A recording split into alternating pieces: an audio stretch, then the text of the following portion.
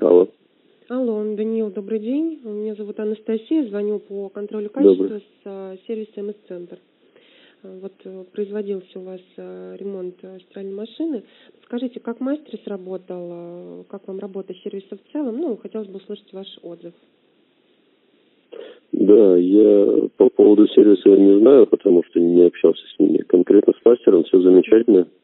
Сергей, не помню фамилию, в общем, Петров. великолепно себя, да, ставит как мастер, поэтому приятно было общаться. Угу, я вас поняла.